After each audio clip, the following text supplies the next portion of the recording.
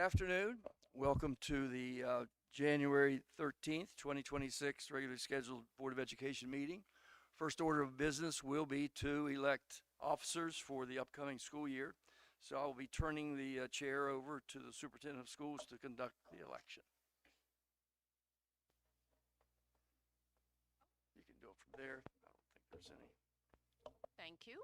Um, so is there, I guess, a nomination, a motion to elect anyone as president of our school board?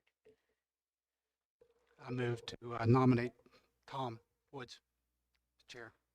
Maybe one more.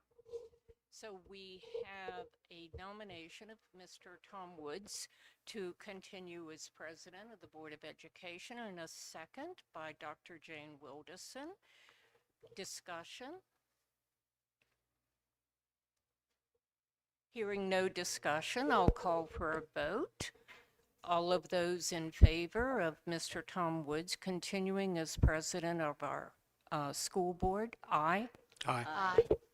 Any opposed? None opposed? Congratulations. Thank you.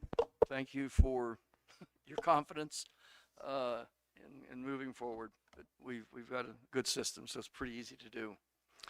Now we'll have a nomination put in motion for the vice president. I make a nomination for Mr. Rodney Glotfeldy. Mr. Rodney Glotfeldy has been nominated. Is there a second? Or are there other nominees? Is there a second? I will second that. Seconded by Sadie. Discussion?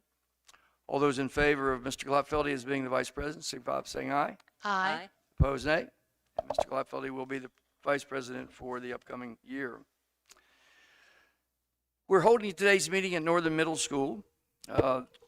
The board will anticipate still meeting at 6 p.m. for public session. We will be in executive session until 6.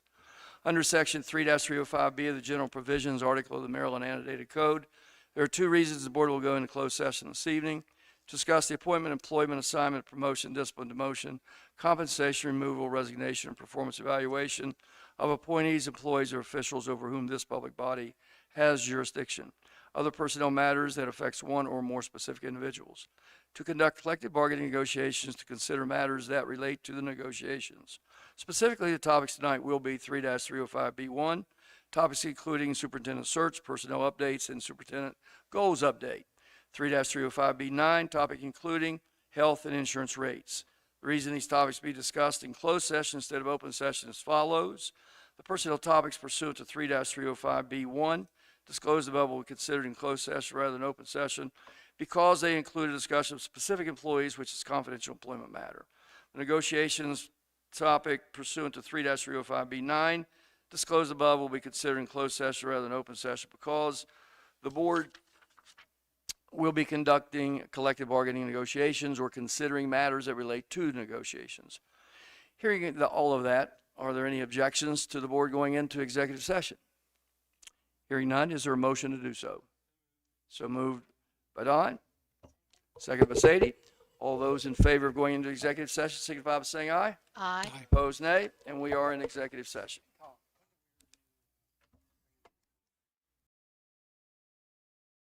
I'd like to welcome everyone to our January 13th regularly scheduled Board of Education meeting here at Northern Middle School.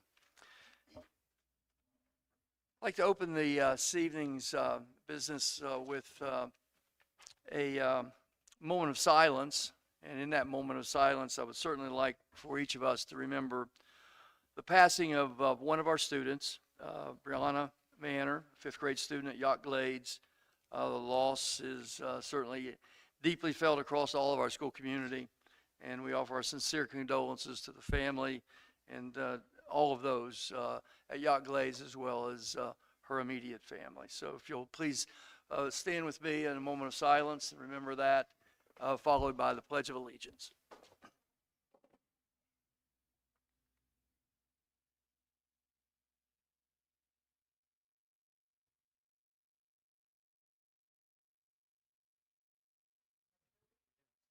To the flag of the United States of America and to the stands, one nation, under God, indivisible, with liberty and justice for all. Thank you.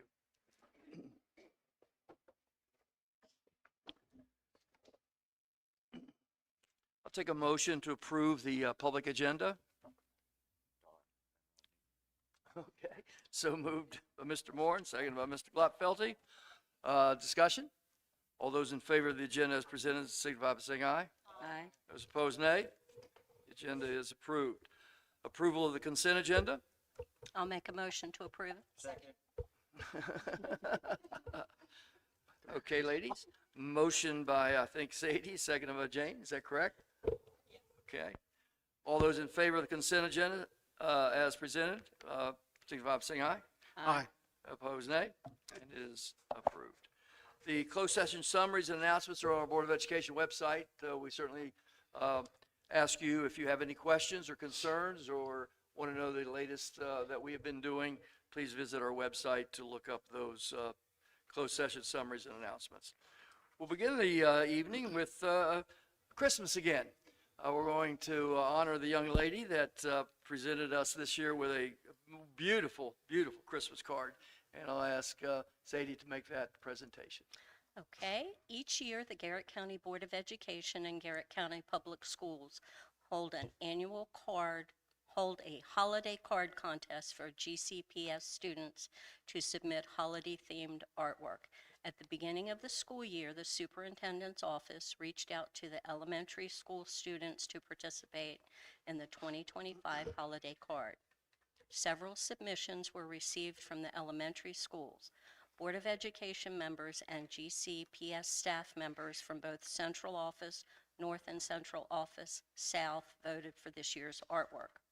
This year, the artwork chosen for the 2025 holiday card was a colorful picture of Santa and his sleigh with bright green lights, and stars as drawn and colored by Isla Fix, and I hope I didn't botch that too bad, a fifth grade student at Accident Elementary School. Isla used markers and paint pens to complete the project. This holiday card, these cards were sent to all staff members, bus contractors and drivers, area businesses, local and state agencies, local and state legislators, other Maryland superintendents, and several contacts at the Maryland State Department of Education. This project is a wonderful way to showcase the talents of our students and their great teachers. Congratulations again to Isla and her teacher, Miss Alyssa Rodeheaver. Isla will receive a matted and framed copy of this holiday card. Congratulations.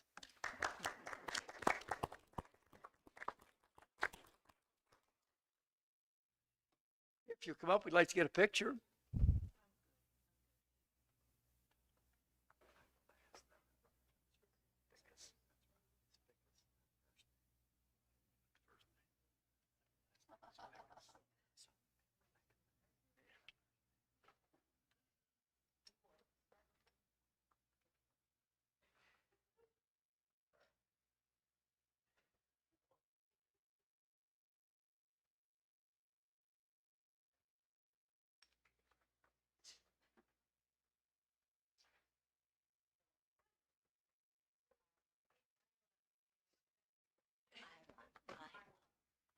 I said Isla. Isla, that was a beautiful card. He It, told me to. Oh, wow. listening to listening to all the people that we sent it to, I think maybe there's 2 people in California that didn't get one, but other than that, everybody else in the United States got one of those cards. So congratulations. Very proud of you. Thank you. Okay, it is also School Board Appreciation Month. Didn't know there was such a thing, but yeah, I've never heard that. But Mr. Edwards, representing the county commissioners, will come forward.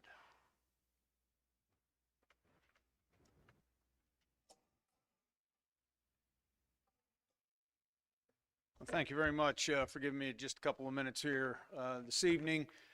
In my role as county commissioner, just want to thank you all for your time and efforts to represent the interests of our students and our youth. As you guys well know, this is not always a pat on the back and an applause every time you meet. So I think it is appropriate that we do recognize school boards for their work, and with that, it is a great honor to be able to present this proclamation as School Board Recognition Month, January 2026. Whereas the education of our children is essential to the long-term strength and prosperity of Garrett County, and whereas the mission of Garrett County Public Schools is to meet the educational needs of all children and to empower them to become competent, productive contributors to a democratic society and an ever-changing world. And whereas local school board members are elected by the community to represent the interests of students and to make decisions that promote educational excellence, and whereas local school board members work collaboratively with parents, educators, administrators, and other community members to establish and support a shared vision for our students' success, and whereas local school board members are responsible for providing the governance and structure necessary to ensure a strong and effective public school system, and whereas local school board members serve as advocates for public education and play a vital role in communicating the needs, goals, and expectations of the school district to the public. Now, therefore, we, the Garrett County Commissioners, do hereby recognize and express our appreciation to the members of the Garrett County Board of Education and proclaim January 2026 as School Board Recognition Month and urge all citizens to join us in acknowledging the dedication, leadership, and service of local school board members and in working together to ensure an education system that meets the needs of both today's students and future generations, signed by Commissioners Savage, Tichenal, and myself. Thank you all very much. The school system is doing an excellent job. Much of that is attributable to you all, so I want to thank you for that, and thank you for your service. Thank you. Thank you. Yes. If I may. Sure. I would just like to add a couple things, and I would like for Mr. Green to get a picture of our board members, please. Sure. If you would. As an outgoing short-termer, I just want to add what a privilege it is to work with a board that comes to meetings well-prepared, comes to meetings and helps us think in some different ways at times. Sometimes I'm not as happy about those ways, but seriously, it is very helpful to have a thoughtful board that is prepared and professional. And I also want to express my appreciation on behalf of everyone at GCPS for the role that you play. It's a very important role. So, Thank you. Thank you. Thank you. and I would Get a picture with us? Pictures Get a picture since with it is school board member month. Come along, play nice.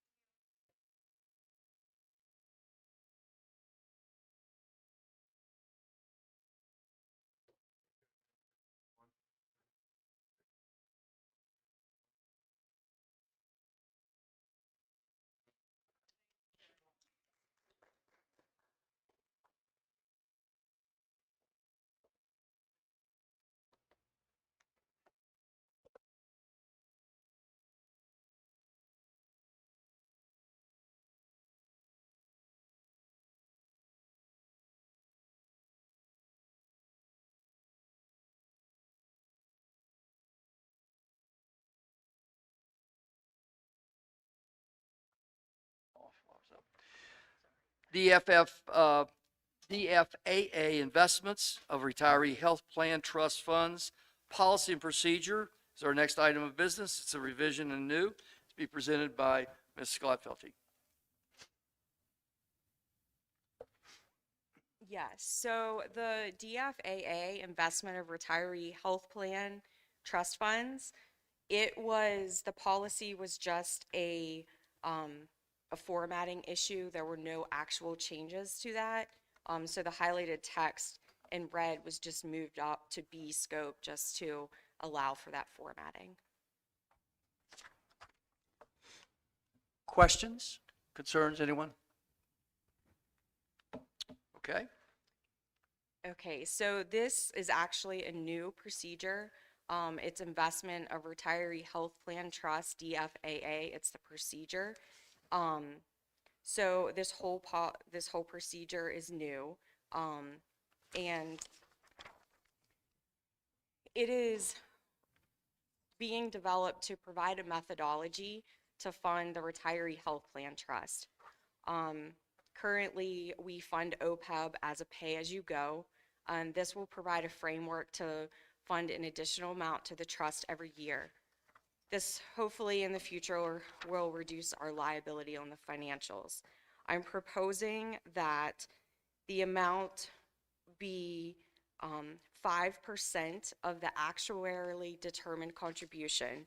And this is provided to us from our third-party actuary service that we receive every year as part of our OPEB plan report.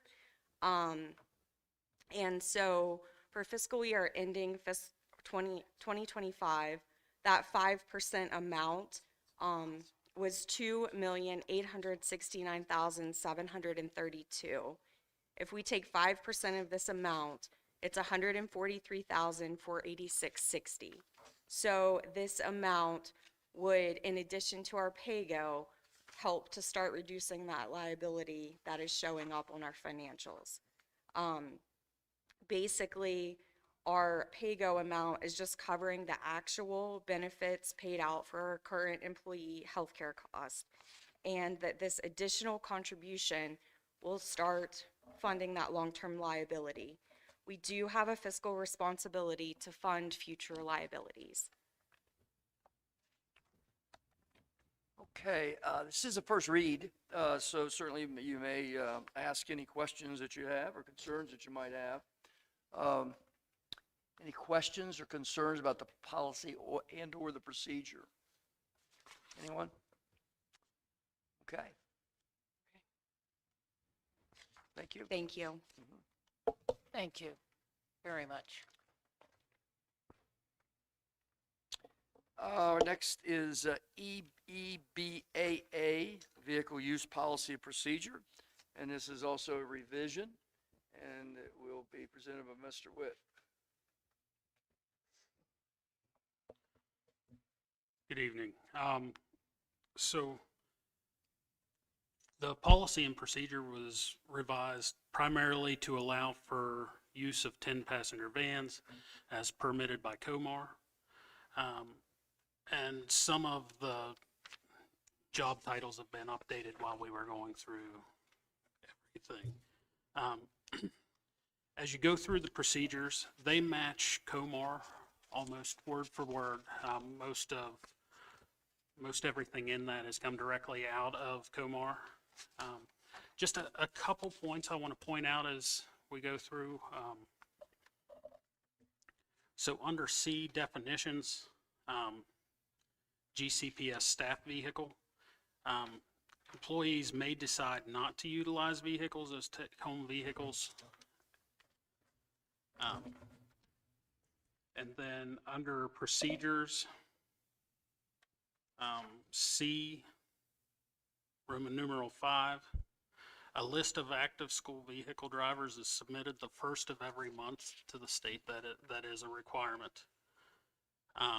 And under section or Roman numeral 6, I maintain a list of drivers that are assigned vehicles, and I review the policy and procedure with all of those employees, and they sign off on it annually.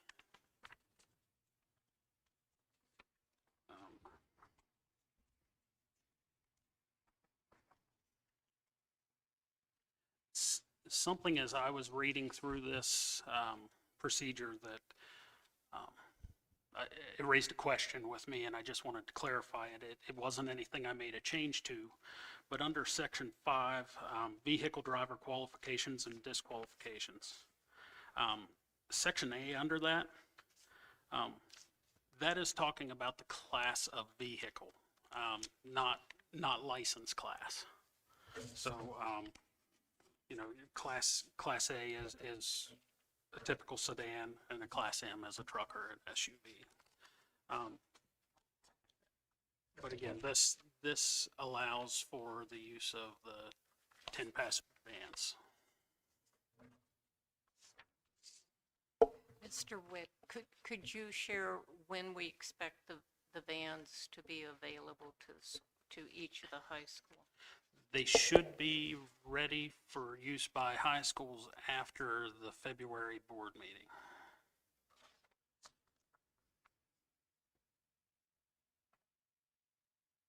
Questions, concerns, anyone about the policy, procedure? Okay, thank you. Thank you for the revision. We'll now move on to continuing business. This is school year 2026-27 academic calendar. This is an action item for tonight.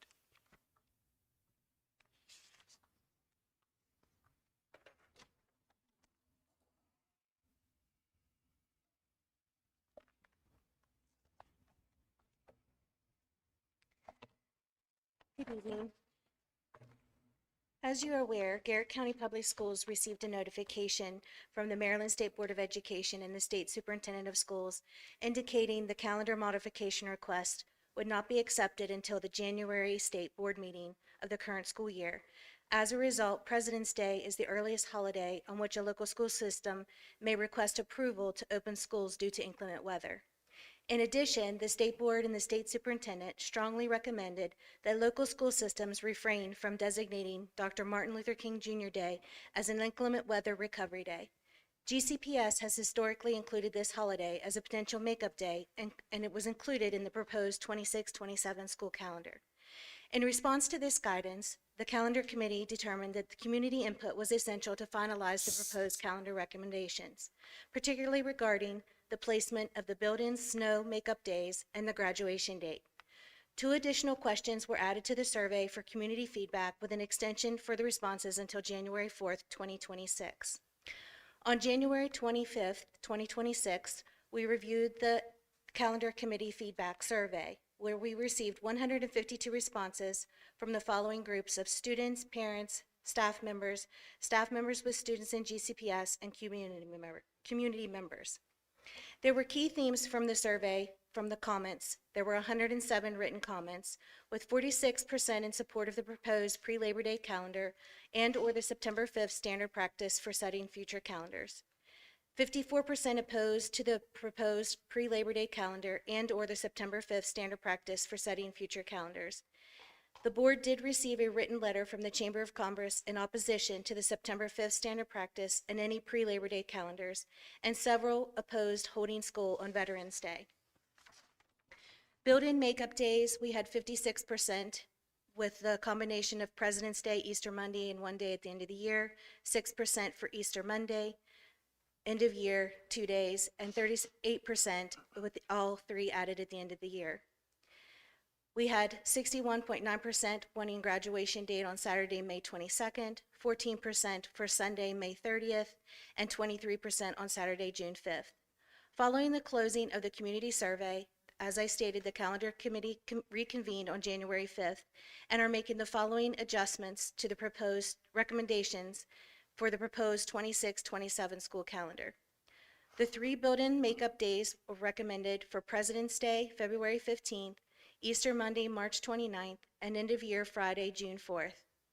Graduation date, we're making the recommendation for Sunday, May 23rd, 2027 at 1 o'clock and 4 p.m. due to Garrett College having their graduation on May 22nd. The calendar committee is continuing the previously recommended proposed recommendations presented at the December 9th board meeting, adopting the standard practice of determining whether the annual school calendar will begin before or after Labor Day. Under this recommendation, September 5th will serve as the official marker. If Labor Day falls before September 5th, the committee will create a post-Labor Day calendar.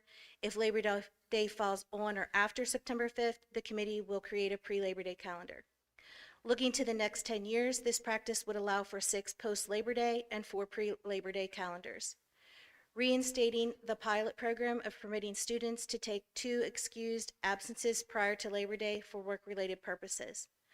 By establishing this date as the standard for the school calendar, staff, students, families, businesses, and the broader community will have a clear and consistent understanding of when the school year begins, reducing the ongoing uncertainty and year-to-year fluctuations. Additionally, this approach offers a reasonable compromise for the stakeholders with differing preferences regarding our pre- and post-Labor Day calendars.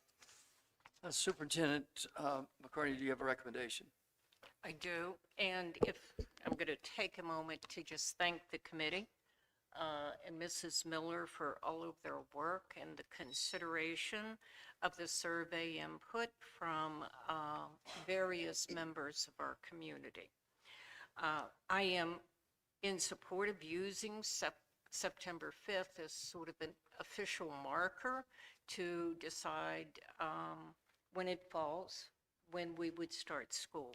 With all of that in mind, I would recommend to the Board of Education to approve the 26-27 calendar as it is presented to you tonight.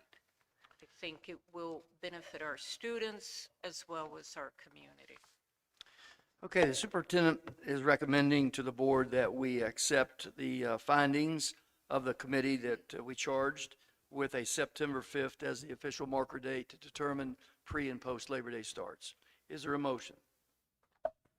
I make a motion to approve the 26-27 school calendar as written. Motion by Jane, Second that motion.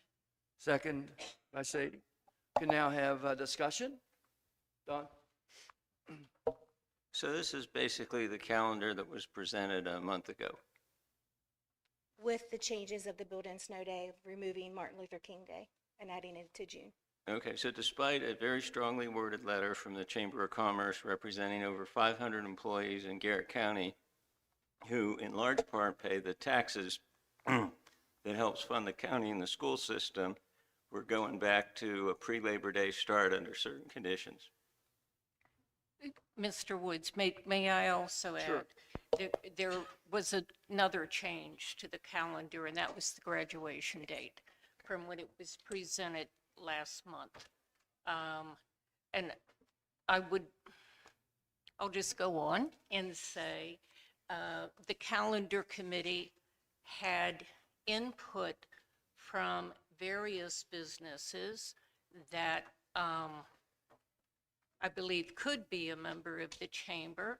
And yes, the chamber letter is very important to us. The chamber is an important part of our community. But we also had some input from different businesses that this is a reasonable start time for school.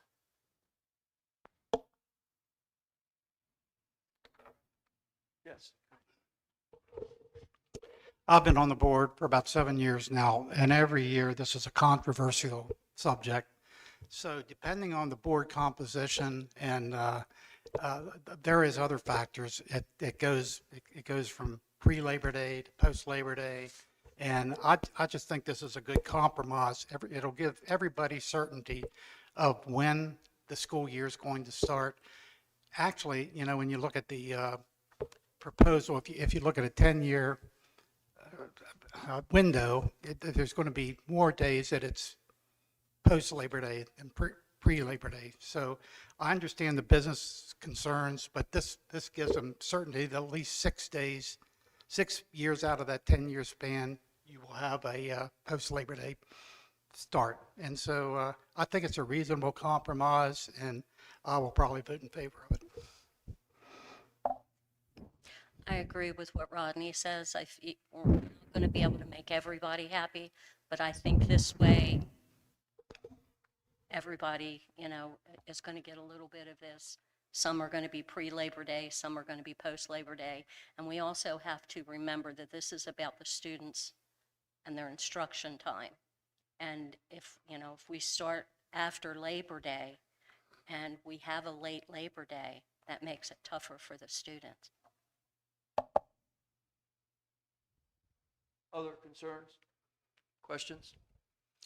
Okay, there's a motion, a second on the floor to adopt the recommendation of the superintendent to begin pre-Labor Day start in the next year's calendar with the idea that each year we'll have a marker using September 5th to determine pre- and post-Labor Days. With that being said, those in favor of the recommendation, signify by saying aye. Aye. Aye. Aye. Those opposed, nay. Nay. It is 3-1. I'd also like to echo the thanks to the committee. I've been on that committee as an ex officio member each year, but I do know that each committee member has put a lot of time and effort and thought into it as best they can. And again, it's probably one of the more controversial things we do, but I do appreciate the effort that everybody has put into it. Thank you.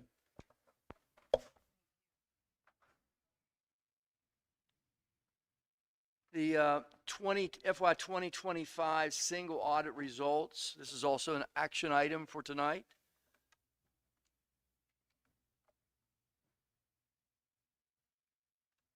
And Mr. Lucas will make that presentation to us with the help of Ms. Klopfelte.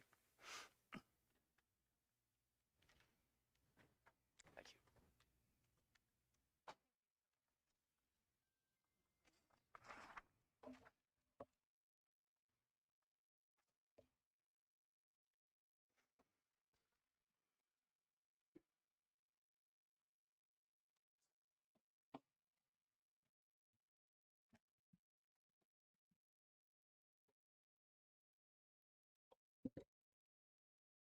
So typically, the single audit is completed with our normal financial audit for the June 30 closing. However, due to the federal government shutdown causing a delay in the final Office of Management and Budget Compliance Supplement, we had to delay our single audit. We actually requested an extension from the state as per COMAR, and they granted us an extension until March 31st. Typically, it's due December 31st to the state. This is a requirement of the Single Audit Act of 1984, and it is also as amended and required in COMAR 13.A.02.05. This year, we actually had two single audits that were audited. It was the Title I program and the Special Ed Discretionary Cluster. And I'm going to now turn it over to Mr. Lucas to go over the audit letter. Good evening. Good evening. How's everybody? First, I just want to thank Ashley and her finance team. As always, they do a really good job. None of these audits are easy, and they're definitely not getting easier as the years go on. They always are very fast to respond, and they cooperate any way that we need them to, and that really makes the process easier than it would have to be. I'm just going to go through and kind of restate some of the things that she said, but typically we would issue the single audit at the same time. That's been customary for the Board of Ed. This year, we did not get the guidance from the federal government that we needed to actually complete the audit on that time schedule. And that supplement didn't come out until November 25th, so it was way after your regular audit would have been due. You're going to notice a small difference in your reporting package this year, which is it doesn't have the Yellow Book report in it like it normally would, even when we issued it at the same time. That is because that Yellow Book report is actually more geared toward the financial statement audit, so we moved that, and you already have that report in your prior reporting package that you got in September.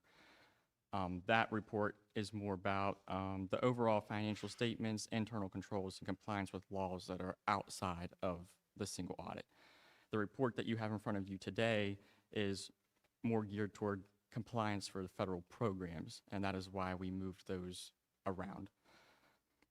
So the purpose of this report, it is required under federal regulations for organizations that expend significant federal funds to have this report as part of their single audit package. That amount is $750,000, which the Board of Ed is way over, as you guys know. Its purpose is to provide assurance that federal programs were administered in compliance with applicable laws, regulations, and grant requirements, and that the board has internal controls in place to ensure ongoing compliance with the federal awards. The scope of the audit, it's a compliance audit, which is different than a financial statement audit because it focuses on just the compliance and controls of the major programs and not really the financial data. We audited the Title I and special education programs, and that is determined by federal risk-based criteria. One thing that I will mention, just to clear up any confusion if there is any, sometimes we do one single audit, sometimes we do two, sometimes we do three. That is because each program has to be audited at least once out of every 3 years. But if you get new programs that are also over 750, they also have to be brought in. So it can just happen that sometimes there's only one, but there could be three also. This includes a test of internal controls and a test of compliance requirements as deemed applicable in the compliance supplement. And what you guys care about is I'm pleased to announce that there was an unmodified opinion, which is the best opinion that you can As a board have. member, you have the last 2 pages. It's the only Right. 2 pages I understand. Right. So It's the 2 that I care about. Right, yeah, so it was an unmodified opinion, which is the best opinion that you can get. And that just basically means that the board complied in all material respects with the requirements of the federal programs that we picked for audit. If there were to be findings, which I can also say that there was not, they would be detailed in the schedule of findings and question cost, which is included in your report, but you will notice there's not a lot of stuff there. I think almost everything says no because it doesn't apply, and your opinion is also stated on that page. And just as an overall conclusion, the report provides assurance that the board complied with the federal grant requirements as it's determined by grant agreements and the program requirements, and that they have maintained appropriate internal controls to make sure that there is not non-compliance happening. There was no material weaknesses in internal controls or any findings to be reported by the auditor that were identified. And that's all I have for you. Questions, concerns, anyone? And again, thank you for great news, and Ashley, thank you and your entire staff and all those who help with it. I'm sure there's people outside of finance that you rely on as well, but we're certainly very pleased with the outcome and very proud of what a great job you guys do. Thank you for that. I appreciate it. Sure. This is an action item. Yes. Oh, since this is an action item, my recommendation is to approve the fiscal year 2025 single audit report as presented. Okay, the superintendent's requesting that we approve the single audit report as presented. I'll take a motion as such. So move by Dot. Second? Seconded by Jane. Discussion? Hearing none. Those in favor of the superintendent's recommendation, signify by saying aye. Aye. Opposed, nay. And it is approved. Thank you both. Thank you. Appreciate it very much. Comment? We didn't have any sign up, did we, for public comment?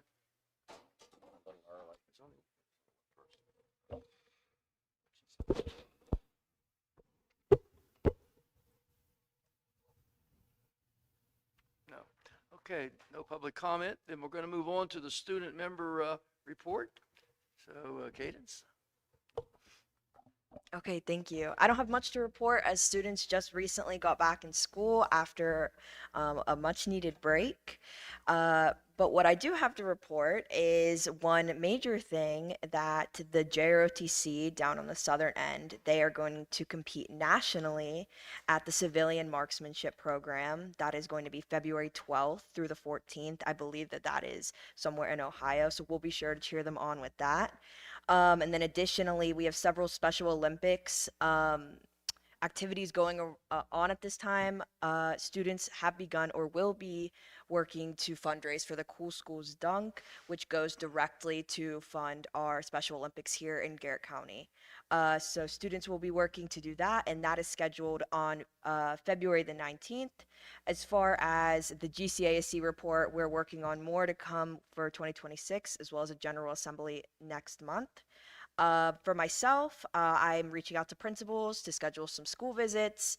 I can't wait to see Broadford in the upcoming year, this year, and I get to attend Winter Leadership Conference on the 24th of January down in Baltimore County.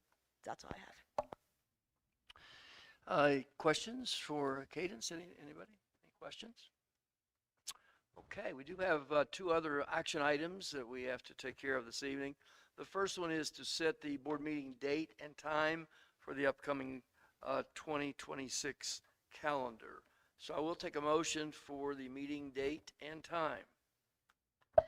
I'll make the motion to continue with the second Tuesday of the month at 4 o'clock start for the board meetings, but I would ask the board to consider holding the board meetings at the central office, one main location. I know that that's been something that we have rotated back and forth between Northern and Southern, and I think that based on feedback that I've received is that having it at one location is more predictable when the board meeting will be held, where the board meeting will be held. So is that a part of your Yes. motion? Want me to start over? No, I think I got it. Okay. Got the gist of it. Is there a second? I'll second. Thank you, right. Uh, Discussion.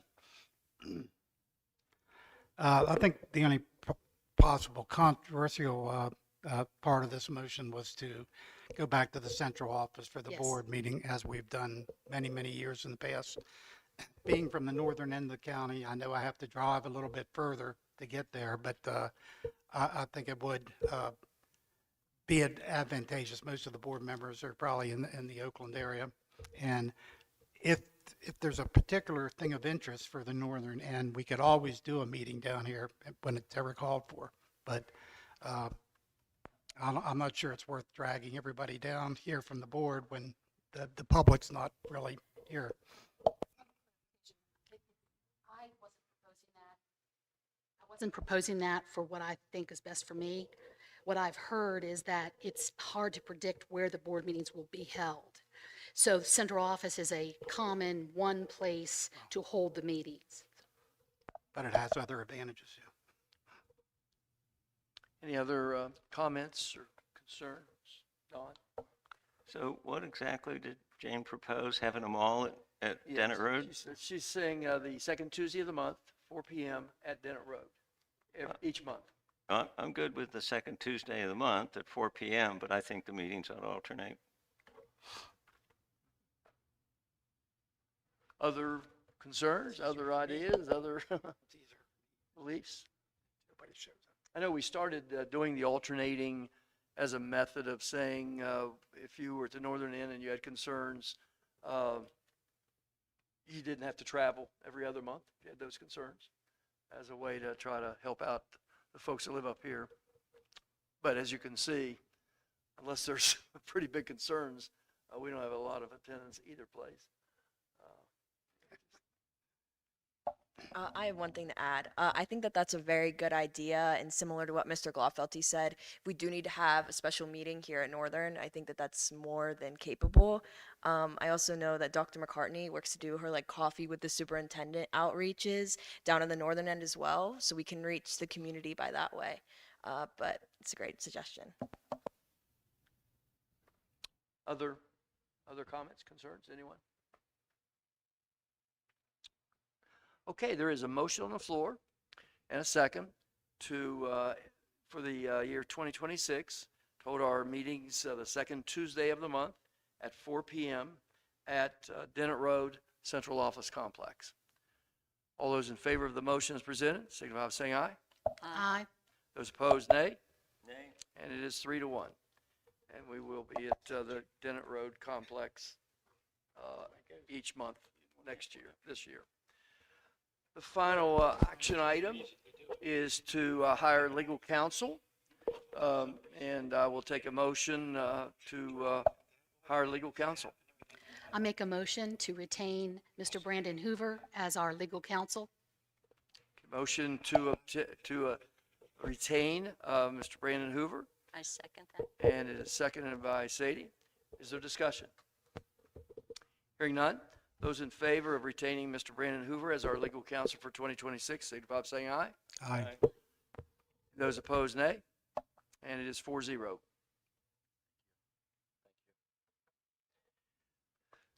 Committee assignments, I've done a pretty good job with that, I think, compared to most years. Certainly, there are some vacancies there. I know Karen would like for us to get that finished as soon as possible so she can get it into MABE. So if there are things there that you would like to become a part of or willing to become a part of, might be a better use of the word, please let Karen know, and she will insert your name there, and we'll send it into MABE as soon as possible.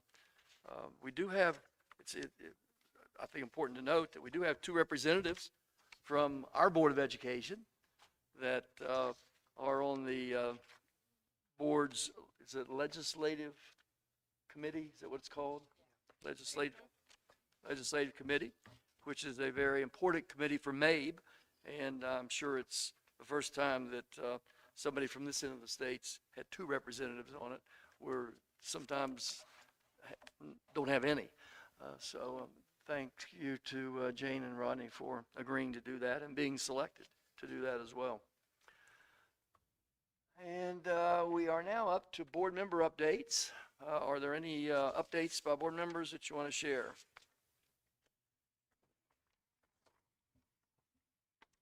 Go ahead, Rodney. MABE's legislative day is coming up near the end of this month. And, I think a couple of us at least are going to attend that, but it's going to be a good meeting, and something like 30 legislators have signed up to attend, and the comptroller of Maryland is going to be there to talk about the financial situation in Maryland. Somebody from IEC is going to be there to talk about building construction, and so it should be a productive meeting. It also may give us a chance to really talk to our legislatures and tell them how important some of our priorities are. So I'm glad I'm going to be able to attend that.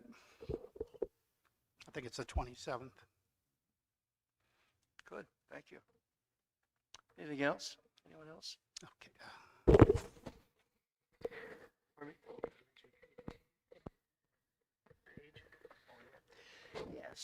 Yes. We should mention that we have a new, go ahead, you go right ahead, do it right now, because we're up to you anyway. You're up to me anyway, and, Right. and I'm in a really talkative mood. So I would like, and I think the entire board would like, not I think, I know, we would like to congratulate Cadence for being selected as a student page for the prestigious Maryland General Assembly's page program during the upcoming 2026 legislative session. This opportunity is exciting for all of us because it allows Cadence to represent our schools and our county in Annapolis. I would also like to note that we do have an alternate in case Cadence is not able to be at an event, and that student's name is Shane Sisler. So I want to be sure that we also recognize him and how privileged we are to have both of you to serve us in Annapolis.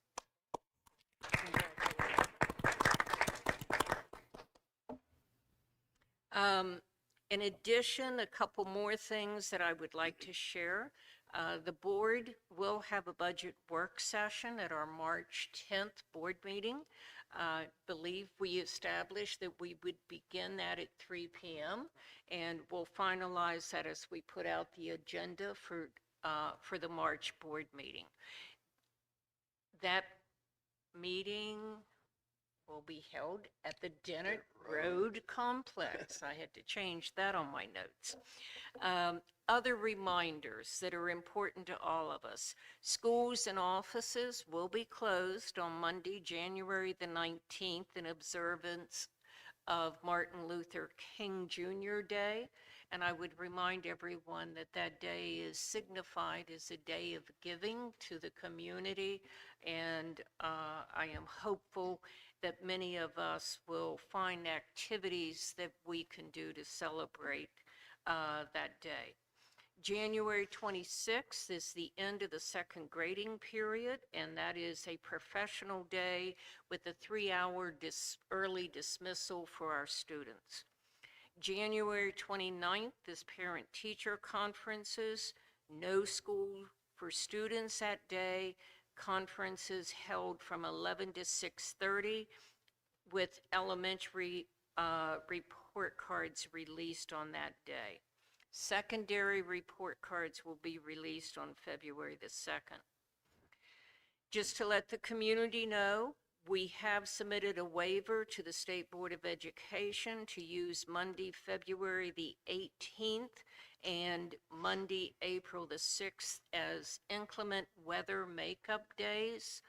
The State Board will take action on that request, hopefully during its January 27th, 2026 meeting, and after the meeting, we will share a press release providing an update to operations for those 2 days. The final thing is that the board meeting agendas, recordings, minutes, documents will be available on a new platform called Diligent, which Karen is already in love with, beginning with the February board meeting. There will be a link to this new site from the Garrett County Public School website, and a release will be shared regarding this change. If anyone has any issues from the community or on staff finding information on that site, you may contact our executive assistant, Mrs. Karen Brewer, and she can assist. We hope. I can verify the assistance. Thank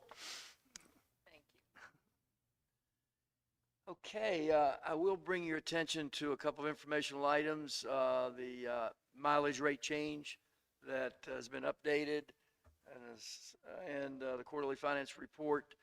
Legislative priorities from MABE is also in your folder, along with the very nice, well done annual report for our school system that highlights many of the wonderful things that are happening.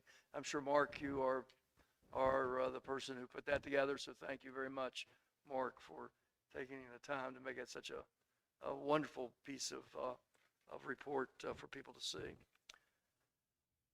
Anything else? Anyone? Okay, I'll take a motion to adjourn. So moved by Don, seconded by Jane. Those in favor signify by saying aye. Those opposed, nay. We are adjourned.